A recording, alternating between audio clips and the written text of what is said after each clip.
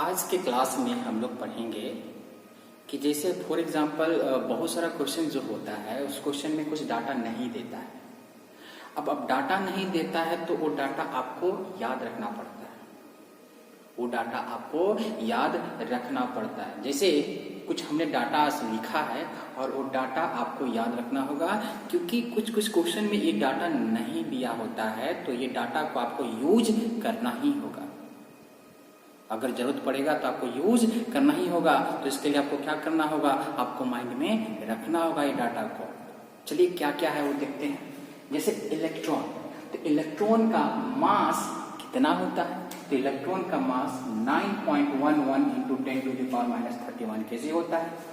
Electron के पास charge कितना होता है? तो -1.6 इंटू 10⁻⁹ कूलम होता है। प्रोटॉन का मास कितना होता है? 1.6 इंटू 10⁻27 kg होता है। प्रोटॉन के पास चार्ज कितना होता है? +1.6 इंटू 10⁻19 कूलम होता है। न्यूट्रॉन के पास मास कितना होता है? 1.6 इंटू 10⁻27 kg होता है। एंड देन न्यूट्रॉन के पास चार्ज कितना होता है? वो 0 होता है। यानी कि इलेक्ट्रॉन का मास ये हो गया, इलेक्ट्रॉन का चार्ज ये हो गया, प्रोटॉन का मास हो गया, चार्ज हो गया, न्यूट्रॉन का भी मास हो गया। बट न्यूट्रॉन के पास चार्ज नहीं होता है। न्यूट्रॉन न्यूट्रल होता है, उसके पास चार्ज होता ही नहीं। यानी कि चार्ज क्या होता है न्यूट्रॉन के पास? 0 होता है। अब एक चीज यहाँ पे कॉमन देखिएगा कि इलेक्ट्रॉन के पास जो चार्ज है वो कितना है? -1.6 इंटू 10⁻19 कूलम। एंड प्रोटॉन के पास जो चार्ज है वो +1.6 इंटू 10⁻19 कूलम। अब देखिए जो प्रोटॉन के पास जो चार्ज है और जो इलेक्ट्रॉन के पास चार्ज है, यानी कि इस वैल्यू को देखिए, ये दोनों वैल्यू सेम है, बट डिफरेंस क्या है? इलेक्ट्रॉन के केस में नेगेटिव लगा हुआ है और प्रोटॉन के केस में पॉजिटिव लगा हुआ है। यानी कि इलेक्ट्रॉन एंड प्रोटॉन का जो चार्ज का जो वैल्यू होता है सेम होता है, सिर्फ डिफरेंस होता है प्लस माइनस का। इलेक्ट्रॉन के केस में नेगेटिव होगा, प्रोटॉन के केस में पॉजिटिव होगा। क्यों? क्योंकि इलेक्ट्रॉन के पास नेगेटिव चार्ज होता है और प्रोटॉन के पास पॉजिटिव चार्ज होता है।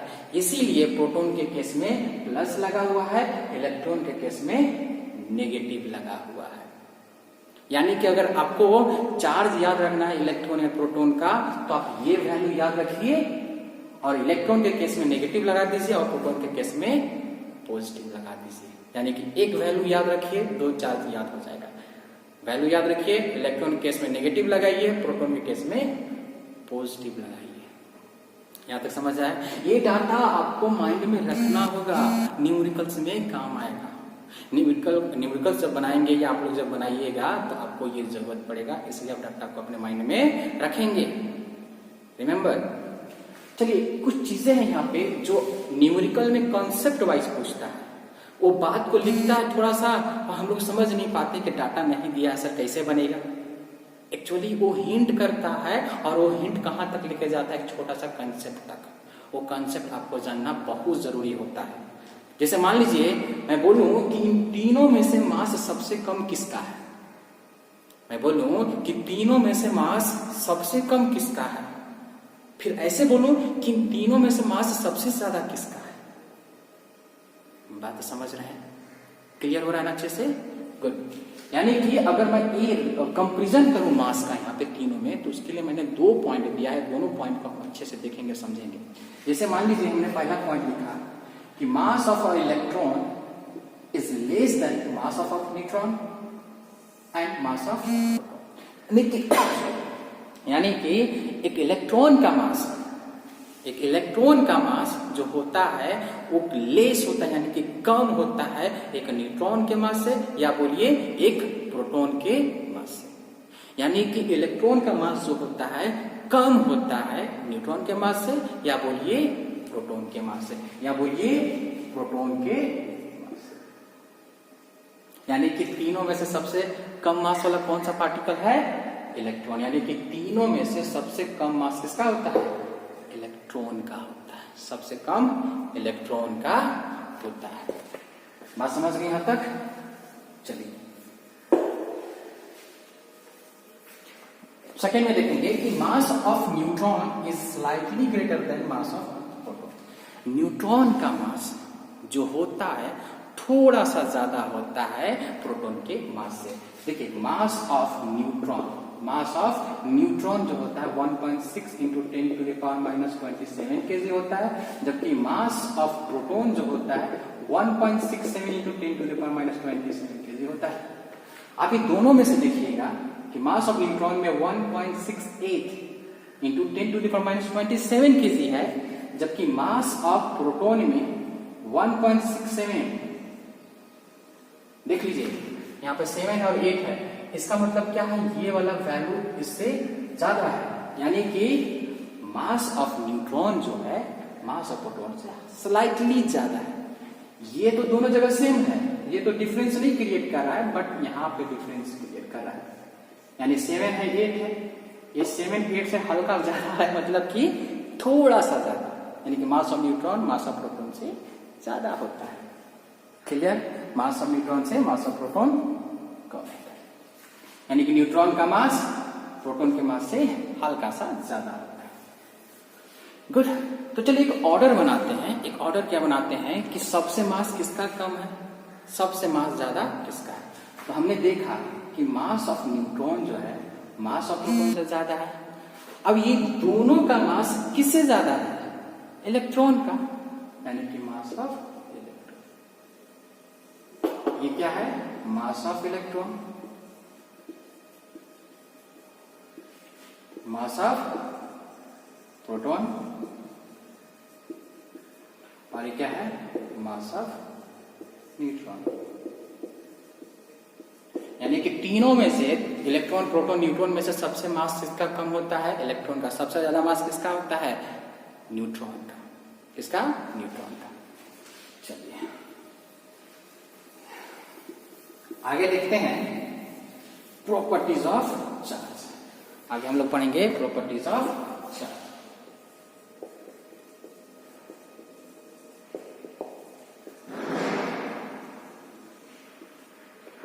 प्रॉपर्टीज ऑफ चार्ज में हम लोग पहला पढ़ेंगे एडिटिविटी ऑफ चार्जेस। चलिए इसको पढ़ते हैं लोग। प्रॉपर्टीज ऑफ चार्ज में पहला पढ़ेंगे एडिटिविटी ऑफ चार्ज। चलिए ये क्या होता है देखते हैं। According to these properties,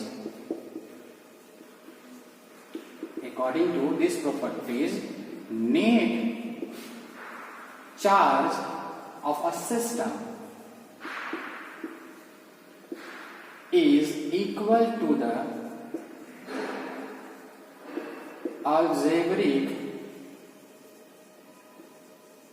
sum of all charge। Properties of charge में हम लोग पहला पढ़ेंगे एडिटिविटी ऑफ चार्जेस, यानी कि इस प्रॉपर्टीज के अकॉर्डिंग क्या क्या हो सकता है। ध्यान से सुनिए, काम आएगा भी थोड़ा देर में। न्यूमेरिकल्स भी इसमें होता है, इसलिए ध्यान से सीखेंगे। देखिए according to this properties net charge of a system is equal to the algebraic summation of all charges. जैसे फॉर एग्जाम्पल कि मेरे पास एक सिस्टम है और उस सिस्टम में बहुत सारे चार्जेस रखा हुआ है। क्लियर? और मैं चाहता हूं कि उस सिस्टम में बहुत सारा जो चार्जेस रखा हुआ है वो चार्जेस तो ठीक है, बट मैं चाहता हूं कि जो सिस्टम के अंदर जो चार्जेस है, सिस्टम का नेट चार्ज क्या होगा। देखिए एक सिस्टम है और सिस्टम में बहुत सारा चार्जेस है, मैं चाहता हूं कि उस सिस्टम का नेट चार्ज कितना होगा और सिस्टम का नेट चार्ज कितना होगा। जैसे एक क्लासरूम में स्टूडेंट बैठे हुए हैं, एक क्लासरूम में स्टूडेंट बैठे हुए हैं, कुछ बॉयज है कुछ गर्ल है, बट मैं बोलूं कि उस क्लासरूम में टोटल नंबर ऑफ स्टूडेंट कितना है, तो आप क्या करें, काउंटिंग करेंगे। 60 बच्चे 70 बच्चे काउंटिंग करेंगे। तो यहाँ मान लीजिए कि एक सिस्टम है और एक सिस्टम में बहुत सारा चार्जेस रखा हुआ है, मैं चाहता हूं कि उस सिस्टम का नेट चार्ज क्या होगा, कितना होगा। यानी कि सिंपल ये प्रॉपर्टीज हमें एक सिखाएगा कि एक सिस्टम का अगर नेट चार्ज निकालना है तो हम कैसे निकालेंगे। अगर एक सिस्टम का नेट चार्ज निकालना है तो हमें कैसे निकालेंगे, हम ये प्रॉपर्टीज हमें यही बताएगा, ये प्रॉपर्टीज हमें यही सिखाएगा। बात समझ रहे हैं ना? चलिए तो चलिए काम करते हैं। अगर मान लीजिए कि अगर कोई सिस्टम का नेट चार्ज निकालना है तो आपको कुछ ज्यादा करने की जरूरत नहीं है। पहले देखिए कि उस सिस्टम में कितने चार्ज है, फिर देखने के बाद वो सारे चार्जेस को आप ऐड कर दीजिए। क्या कर दीजिए? ऐड कर दीजिए। ऐड करने के बाद जो रिजल्ट आएगा, जो वैल्यू होगा, वही वैल्यू उस सिस्टम का नेट चार्ज होगा। फिर से, अगर एक सिस्टम में बहुत सारा चार्जेस दिया हुआ है और सिस्टम का आपको नेट चार्ज निकालना है तो आप क्या करेंगे, अंदर के जितने भी चार्जेस है वो सारे चार्जेस को आप क्या करेंगे, ऐड करेंगे। ऐड करने के बाद जो रिजल्ट वैल्यू आएगा वही रिजल्ट वैल्यू उस सिस्टम का नेट चार्ज होगा। क्या होगा? नेट चार्ज होगा। देखिए ना, बोला है यहाँ पे कि net charge of a system is equal to the algebraic sum of all charges, यानी कि सिस्टम में जो चार्जेस होगा उस सबको हम ऐड करेंगे। कैसे? जैसे अलजेब्रिक तरीके से जोड़ते हैं, और जोड़ने के बाद जो वैल्यू आएगा वो क्या होगा, उस सिस्टम का नेट चार्ज होगा। चलिए एग्जांपल से समझते हैं इसको। जैसे फॉर एग्जांपल एक सिस्टम है, क्या है, एक इस सिस्टम है। इस सिस्टम के अंदर मान लीजिए एक चार्ज रखा हुआ है +2 कूलम का, एक और चार्ज है -3 कूलम का, यानी कि यहाँ पे एक चार्ज है +2 कूलम का, यहाँ पे एक चार्ज है -3 कूलम का, एक यहाँ पे चार्ज है +10 कूलम का। बात समझ रहे हैं ना?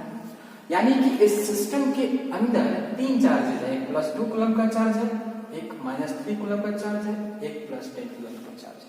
मैं चाहता हूं कि सिस्टम का नेट चार्ज क्या होगा। सिस्टम के अंदर बहुत सारा चार्जेस है, 3 चार्जेस है, एक +2 का है, एक -3 का है, एक +10 का है। मैं बट चाहता हूं कि पूरे सिस्टम का नेट चार्ज निकालो। तो नेट चार्ज निकालने के लिए आपको क्या करना होगा, अंदर में जो चार्जेस है उस सबको क्या करना होगा, ऐड करना होगा। जो ऐड करने के बाद जो रिजल्ट आएगा वही सिस्टम का नेट चार्ज होगा। यानी कि नेट चार्ज अगर मैं बात करूं यहाँ पे तो क्या हो जाएगा, इस सारे चार्ज को क्या करना होगा, ऐड करना होगा। यहाँ पे कितना है, +2 कूलम, यहाँ पे कितना, -3 कूलम, यहाँ पे कितना, +10 कूलम। देखिए हमने बोला है अलजेब्रिक सम। अलजेब्रिक सम जो साइन होता है उस साइन के साथ हम लोग ऐड करते हैं। माइनस है तो माइनस रखेंगे, प्लस है तो प्लस रखेंगे। अलजेब्रिक सम, बात समझ रहे हैं ना, जानते हैं आप लोग से। तो बताइए +2 -3 यानी कि -1 कूलम, +10 कूलम, +10 में से -1 जाएगा कितना, 9 कूलम, +9, यानी कि सिंपल एडिशन है अलजेब्रिक सम, अलजेब्रिक एडिशन है।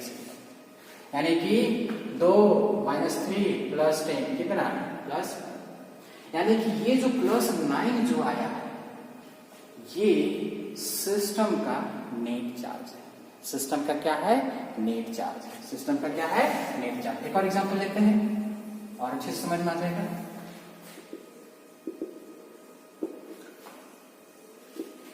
इसे एक सिस्टम है और इस सिस्टम में मान लीजिए +5 कूलम का चार्ज है, ये +10 कूलम का चार्ज है और ये -20 कूलम का चार्ज है। यानी कि सिस्टम में 3 चार्जेस रखा हुआ है। चलिए एक और रख लेते हैं, +1 कूलम। इस सिस्टम में 4 चार्जेस है, एक है +5 कूलम, एक है 10 कूलम, एक -20 कूलम और एक है +1 कूलम। अब इस सिस्टम का नेट चार्ज निकालना है तो सिंपल क्या करना होगा, सारे चार्ज को ऐड कर देना होगा। यानी कि नेट चार्ज अगर सिस्टम का निकालना होगा तो क्या करेंगे, सबको जोड़ेंगे, +5 कूलम, +10 कूलम, -20 कूलम, +1 कूलम। 5, 10, 15 +1 16 -20, -20 +16 यानी कि -4 कूलम। सॉरी, यानी कि अगर कोई भी सिस्टम का नेट चार्ज निकालना है तो आपको क्या करना होगा कि उस सिस्टम में जितने भी चार्जेस है सबको जोड़ दें। वो भी कैसे जोड़ेंगे? अलजेब्रिक तरीके से जोड़ेंगे। जो रिजल्ट आएगा वही क्या होगा? नेट चार्ज होगा सिस्टम का। क्लियर? अब यहाँ पे एक और चीज बात करते हैं। जैसे मान लीजिए सिस्टम में तो बहुत सारा चार्जेस है, वेरी गुड। नेट चार्ज आया कितना? 4 कूलम आया। अब आपसे मैं पूछूंगा कि ये सिस्टम 4 कूलम का चार्ज का है, मतलब इस सिस्टम के पास कितना चार्ज है? 4 कूलम। बट इसका नेचर क्या है? यानी सिस्टम के पास जो चार्ज है उसका नेचर क्या है? माइनस की प्लस, यानी कि पॉजिटिव चार्ज है या नेगेटिव। तो देखिए वैल्यू में क्या आया है? नेगेटिव। इसलिए ये सिस्टम के पास नेट चार्ज कितना है? 4 कूलम, बट नेचर क्या है? नेगेटिव। यानी कि सिस्टम नेगेटिवली चार्ज है। कैसा चार्ज है? नेगेटिवली चार्ज है। एक और हल्का सा एग्जांपल छोटा सा, जैसे मान लीजिए ये देता हूं 2 कूलम और ये दे देता हूं फिर से 5 कूलम और एक और दे देता हूं -10 कूलम। एक सिस्टम है। अब यहां पे बताना है कि सिस्टम का नेट चार्ज क्या होगा और इसका नेचर क्या होगा। बताना क्या है कि सिस्टम का नेट चार्ज निकालें एंड इसका नेचर बताएं। तो नेट चार्ज के लिए आपको क्या करना होगा? सिंपल सारे चार्ज को जोड़ना होगा। 5, 10, -10 +2 +5, ये कैंसल 5 5 10 +2 यानी कि 12। अब आप लोग बताइए कि अगर 12 कूलम आया यानी कि कुछ भी नहीं, यानी कि यहाँ पे क्या है? इस सिस्टम का नेट चार्ज कितना आया? 12 कूलम। साइन कौन सा है? पॉजिटिव। तो पॉजिटिव है तो बताइए सिस्टम का नेचर क्या है चार्ज का? पॉजिटिवली। यानी कि अगर आपको सिस्टम का नेट चार्ज निकालना, सबको जोड़े, नेचर बताना है, तो रिजल्ट में देखिए प्लस आ रहा है तो पॉजिटिवली चार्ज, नेगेटिव आ रहा है तो नेगेटिवली चार्ज। यानी कि ये प्रॉपर्टीज हमें ये बताता है कि हम चार्ज को ऐड कर सकते हैं और इस प्रॉपर्टीज के अकॉर्डिंग किसी सिस्टम का नेट चार्ज निकाल सकते हैं। कैसे? अलजेब्रिक समेशन करके। समझ गए प्रॉपर्टीज के? चलो नेक्स्ट प्रॉपर्टीज है हमारा जो बहुत ज्यादा इंपॉर्टेंट है। अगला प्रॉपर्टीज न्यूमेरिकल्स बहुत होता है, उस पर देखेंगे आप लोग। प्रॉपर्टीज है क्वांटाइजेशन ऑफ चार्ज। तो very important properties of charge होता है, बहुत ज्यादा इंपॉर्टेंट है ये। Most important properties of charge is quantization of charge. Quantization of charge क्या हमें हेल्प करेगा? इस प्रॉपर्टी से हम क्या क्या क्या कर सकते हैं? एक्चुअली ये प्रॉपर्टीज हमें क्या करता है, क्या करना, मतलब क्या सिखाएगा, क्या हेल्प करेगा वो बता रहा हूं। कि अगर मान लीजिए एक बॉडी चार्ज है, एक बॉडी चार्ज है, तो चार्ज है तो कितना अमाउंट में चार्ज है हम कैसे निकालेंगे? हम कैसे निकालेंगे? वो चार्ज का अमाउंट निकालने में ये प्रॉपर्टीज हमें हेल्प करेगा। जैसे फॉर एग्जांपल एक बॉडी था, उस बॉडी से कुछ इलेक्ट्रॉन लॉस हो गया, तो इलेक्ट्रॉन लॉस हो गया तो बॉडी क्या हो गया? चार्ज हो गया। अब कितना अमाउंट में चार्ज हुआ वो मुझे नहीं पता है, बट ये प्रॉपर्टीज हमें निकालने सिखा देगा। जैसे फॉर एग्जांपल एक बॉडी है, उसमें कुछ इलेक्ट्रॉन हम लोग क्या किए? दिए, ऐड किए, ट्रांसफर किए, तो बॉडी क्या हो जाएगा? चार्ज हो जाएगा। तो कितना अमाउंट में चार्ज हुआ एक कौन बताएगा? हम तो नहीं बता सकते, बट ये बताने में मुझे हेल्प करेगा। यानी कि सिंपल, अगर एक बॉडी से कुछ इलेक्ट्रॉन ट्रांसफर किया गया है, कुछ इलेक्ट्रॉन निकाला गया, तो बॉडी क्या हो जाएगा? चार्ज हो जाएगा। अगर चार्ज होगा तो कितना अमाउंट में होगा उस बॉडी के पास चार्ज, वो निकालने में ये हमारा मदद करेगा। बात समझे? आराम से आप इसको देखते चलेंगे, पूरा अच्छे समझ में आएगा।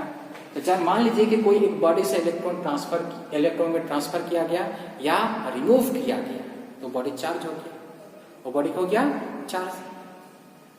कितना हुआ चार्ज निकालना है, तो उसको निकालने में हमें मदद करेगा ये क्वांटिटेशन ऑफ चार्ज। चलिए ये क्वांटिटेशन ऑफ चार्ज क्या होता है देखिए, Q equal to plus minus.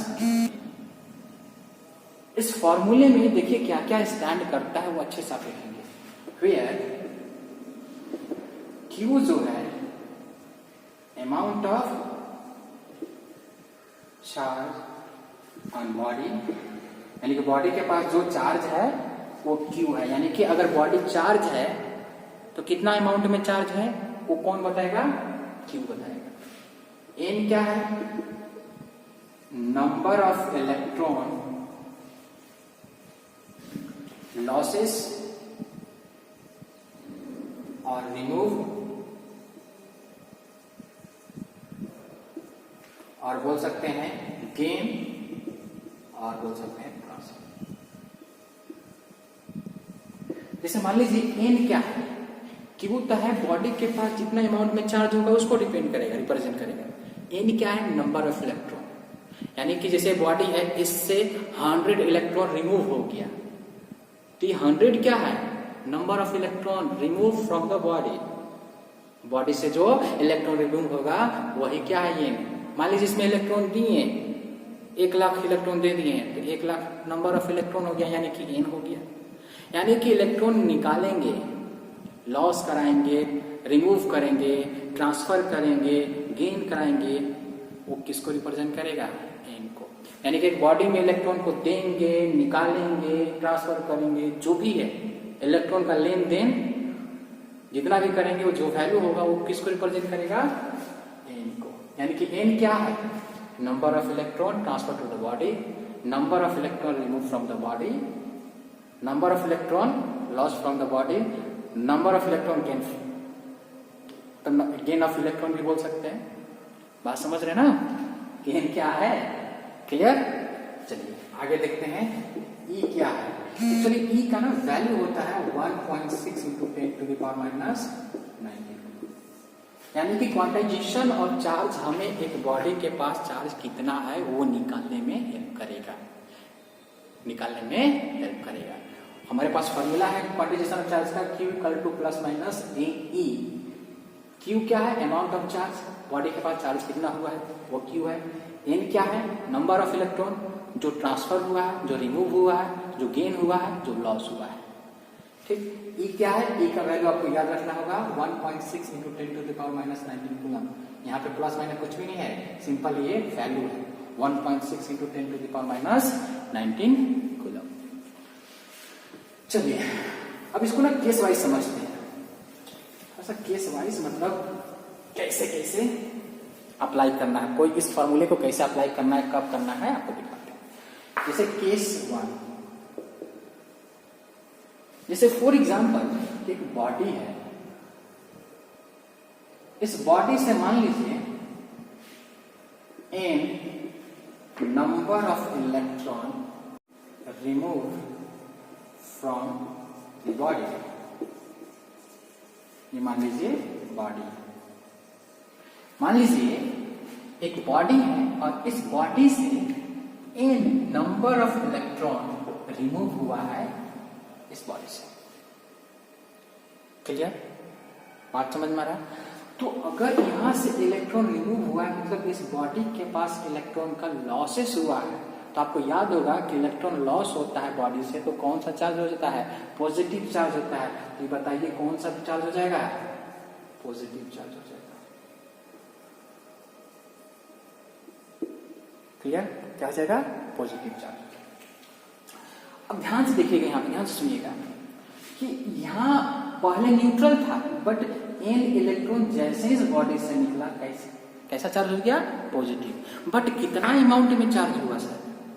कितना अमाउंट में हमें निकालना है, कितना अमाउंट में चार्ज हुआ तो उसको निकालने के लिए हम पहले ही बोले थे कि Q equal to plus minus any होता है, प्लस माइनस एनी होता है। ये Q क्या बताता है? अमाउंट ऑफ चार्ज बताता है।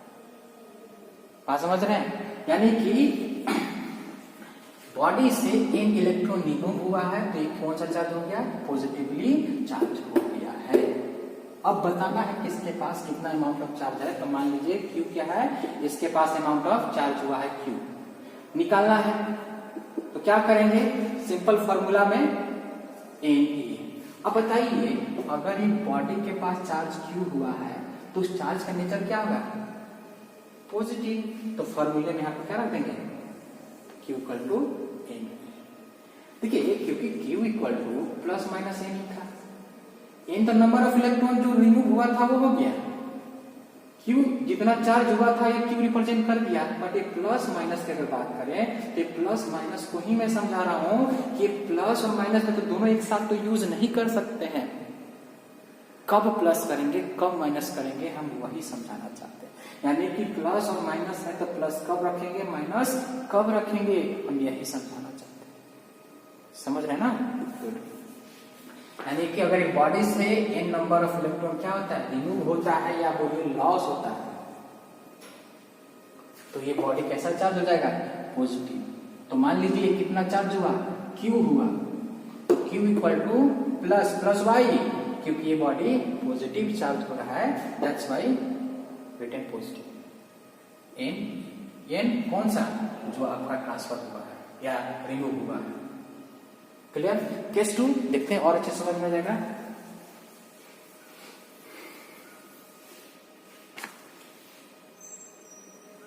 केस 2 में देखिएगा, जैसे मान लीजिए कि बॉडी है, इसमें मान लीजिए number of electron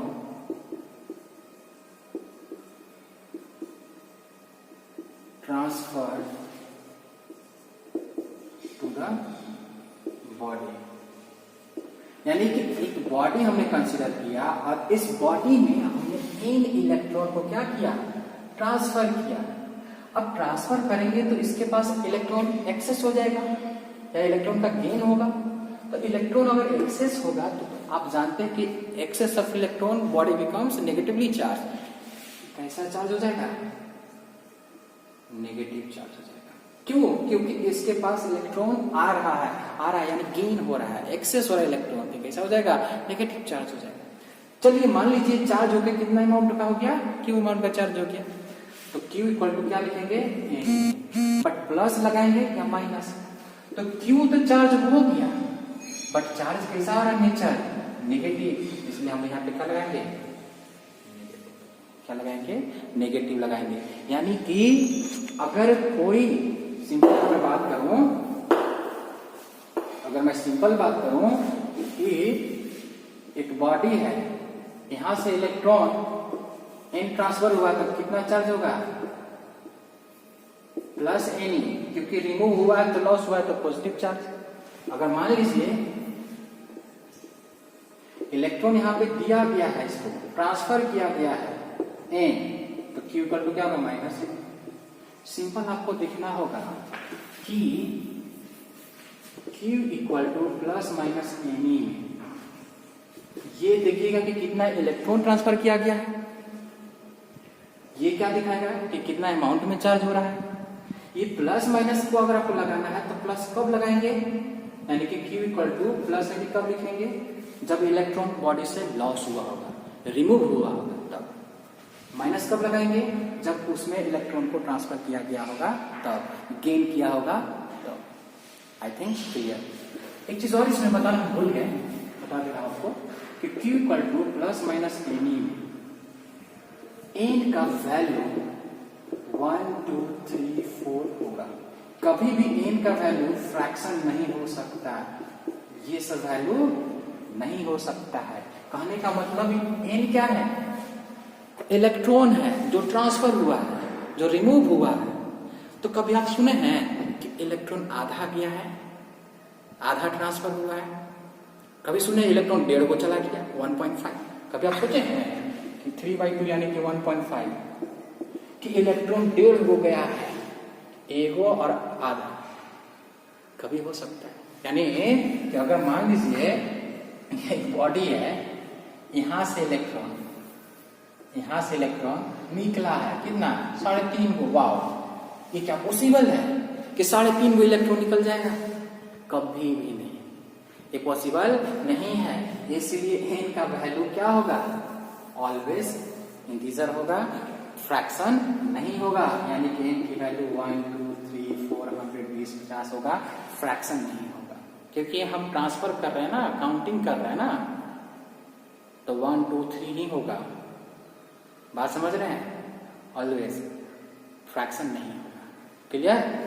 good. I think पूरा अच्छे से समझ में आ गया है। कुछ हम लोग अभी जो सीखे ना, क्वेश्चन बना के देखते हैं। इसे क्वेश्चन एक बनाते हैं। if 10 to the power 10 electron transfer to a neutral body,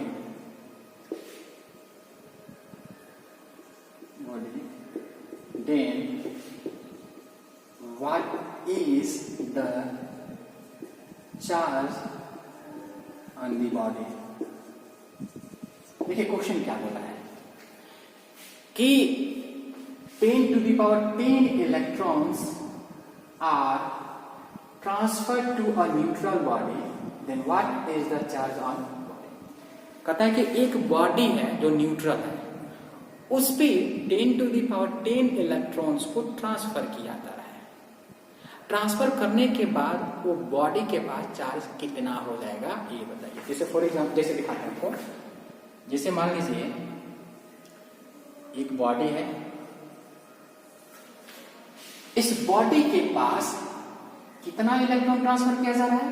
देखिए 10 to the power 10 इलेक्ट्रॉन, यानी कि n equal to 10 to the power 10, यानी कि इस बॉडी के पास 10 to the power 10 इलेक्ट्रॉन को ट्रांसफर किया जा रहा है, यानी कि दिया जा रहा है। ठीक है, तो पूछ रहा है कि what is the charge on the body, इस बॉडी के पास चार्ज कितना होगा। तो मान लीजिए इस बॉडी के पास चार्ज क्या है? Q है।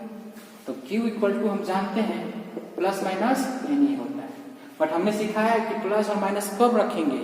तो बताइए यहाँ पे इलेक्ट्रॉन दिया जा रहा है, जब इलेक्ट्रॉन दिया जा रहा है तो कैसा चार्ज होगा?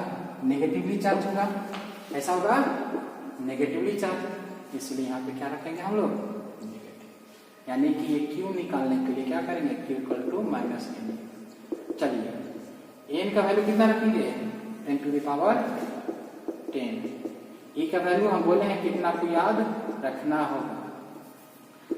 तो देखिए इसको मल्टीप्लाई कीजिएगा तो 1.6 माइनस इन दोनों का पावर क्या हो जाएगा?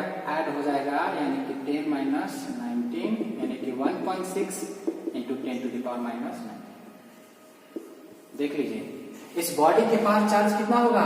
इतना। नेचर क्या होगा? नेगेटिव। इसलिए यहाँ पे क्या दिखा रहा है? नेगेटिव, क्योंकि इलेक्ट्रॉन दिया गया है। एक और question,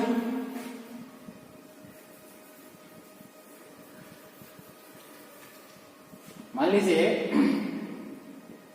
10 to the power 3 electrons are transferred to a neutral body, then what is the charge on the body? यानी कि एक बॉडी है,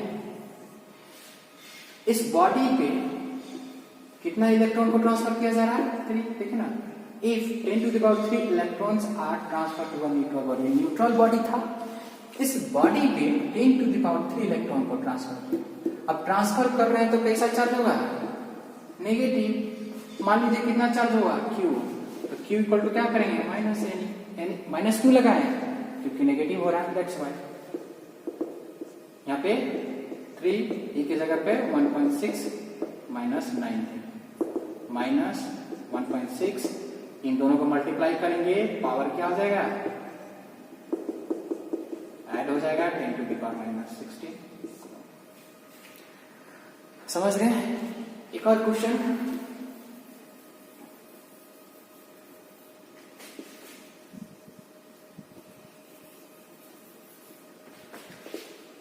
if 10 to the power 20 electrons are removed from a neutral body,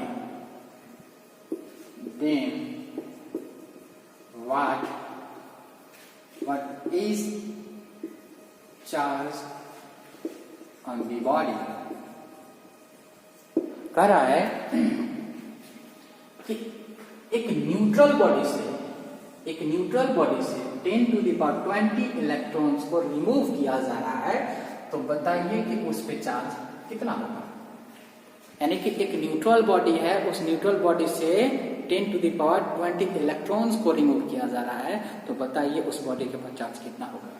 यानी कि एक body से कितना electrons को 10 to the power 20 इलेक्ट्रॉन्स को निकाला गया, रिमूव किया गया, तो अगर यहां से रिमूव करेंगे तो इसका नेचर क्या होगा चार्ज का?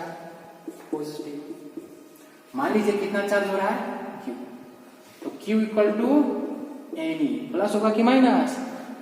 देखिए ना, चार्ज क्या हुआ है? पॉजिटिवली। यहाँ पे क्या रखेंगे?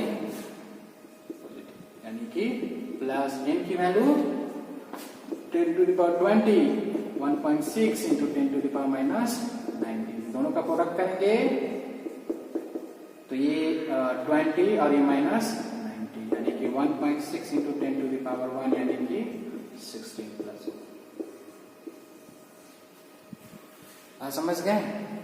यानी कि इलेक्ट्रॉन निकलेगा तब कितना चार्ज होगा, इलेक्ट्रॉन आएगा बॉडी के पास तब कितना चार्ज होगा।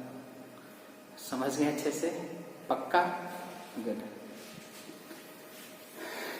चलिए एक और क्वेश्चन, और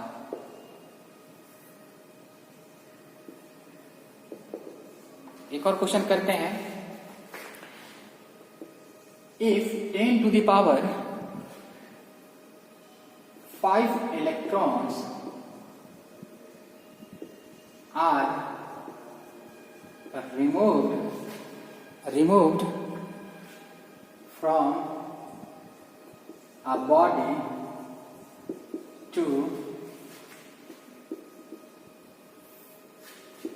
या बोलते हैं क्या लिखा हुआ है, if 10 to the power 9 electrons move out from a body to another body, remove from a body to another body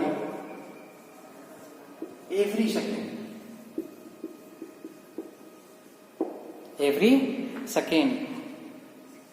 how much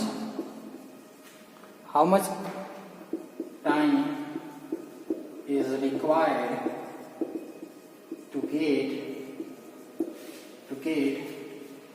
get a total charge 1 coulomb on the other body,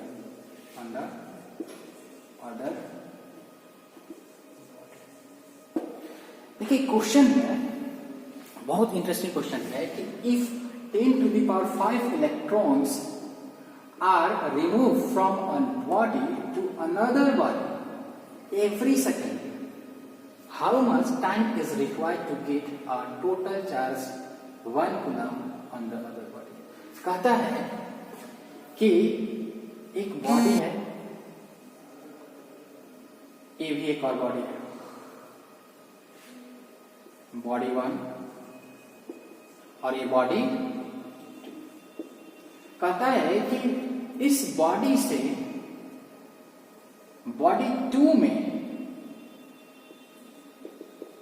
कितना electron transfer हो रहा है, कितना remove हो रहा है? 5 electrons. कह रहा है कि इस बॉडी से, बॉडी 1 से 10 to the power 5 electron remove होकर कहां जा रहा है? बॉडी 2 में। If 10 to the power 5 electrons are removed from a body to another body, यानी कि बॉडी 1 से निकल रहा है एंड बॉडी 2 में जा रहा है।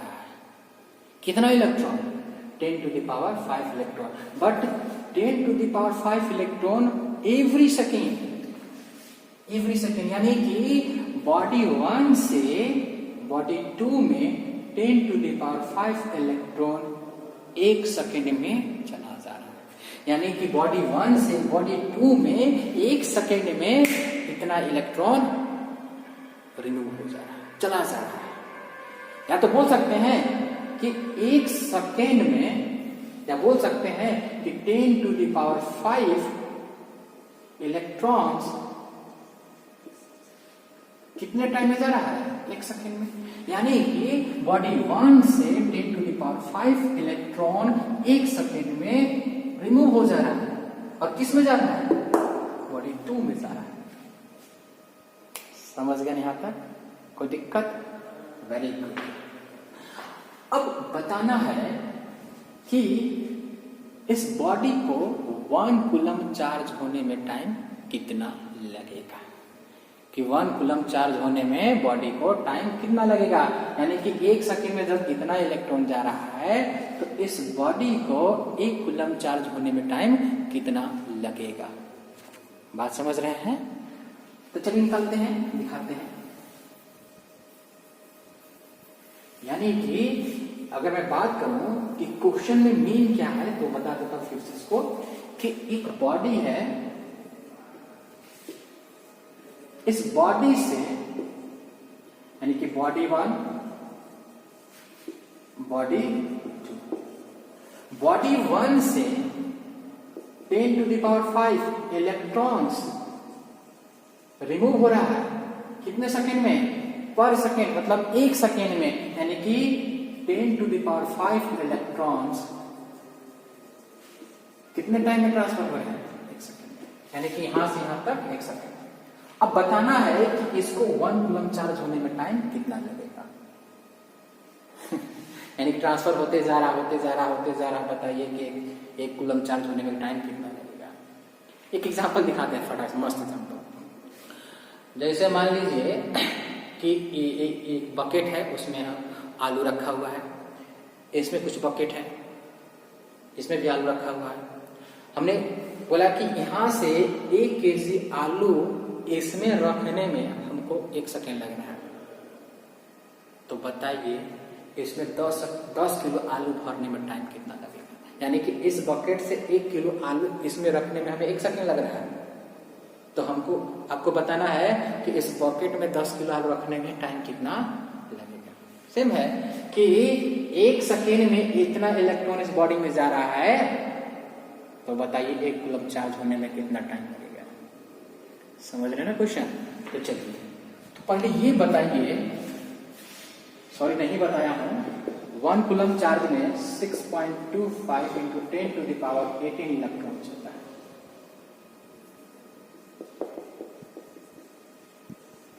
यानी कि 1 कूलम चार्ज कब होता है? जब 6.25 10 to the power 18 electron transfer होगा तब।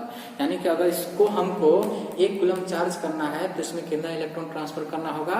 6.25 into 10 to the power 18 electron transfer करना होगा। बात समझ रहे हैं? तो चलिए, यानी कि अगर हमको 1 कूलम इसको चार्ज करना है तो इसमें इलेक्ट्रॉन कितना ट्रांसफर करना होगा? 6.25 into 10 to the power 18 electron transfer करना होगा। क्लियर? तो चलिए, 10 टू द 5 इलेक्ट्रॉन में कितना लग रहा है? 1 सेकेंड। तो 1 इलेक्ट्रॉन को ट्रांसफर होने में कितना टाइम लगेगा? 1/10 टू द पावर 5। कितना ट्रांसफर करना है हमको 1 कूलम के लिए?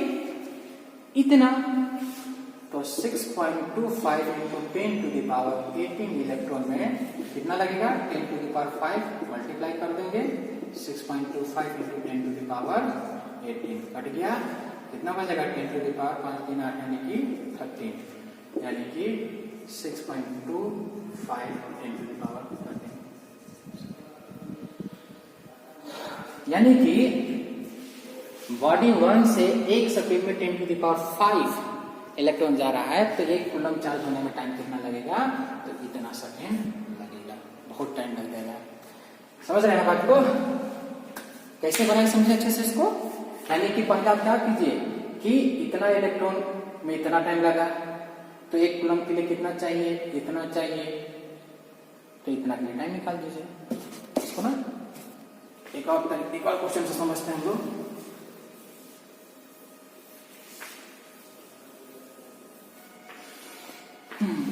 मान लीजिए इसी को एक और क्वेश्चन समझते हैं हम लोग कि एक बॉडी है, इस बॉडी से मान लीजिए बॉडी 1,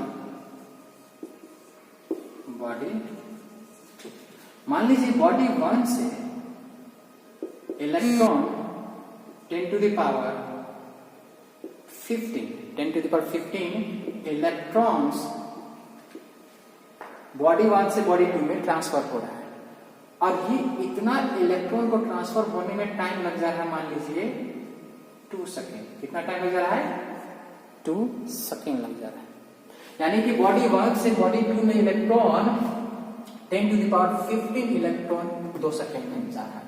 2 सेकंड में इतना इलेक्ट्रॉन इसमें चला जा रहा है। अब बताइए इस बॉडी को 1 कूलम चार्ज होने में टाइम कितना लगेगा? यानी कि इस बॉडी से इस बॉडी में 2 सेकंड में इतना इलेक्ट्रॉन जा रहा है, तो बताइए कि 1 कूलम चार्ज होने में टाइम कितना लगेगा? तो बोल सकते हैं 10 to the power 5 15 इलेक्ट्रॉन्स को जाने कितना टाइम लग रहा है? 2 सेकेंड। तो 1 इलेक्ट्रॉन को 2 by 10 to the power 15। 1 coulomb में कितना चार्ज इलेक्ट्रॉन होता है? 6.25 18 इलेक्ट्रॉन्स। तो इतना इलेक्ट्रॉन हमें जाना भेजना होगा। अब इतना इलेक्ट्रॉन को जाने में जो टाइम लगेगा वही होगा, यानी कि 6.25 into 10 to the power 18 में कितना लगेगा? जस्ट मल्टीप्लाई कर देना है। तो 15 से 10 to the power 3, तो ये हो गया 2 into 625 into 10 to the power 3, multiply कर लेंगे आपका। समझ गए ना? आई थिंक ये समझ में आ गया।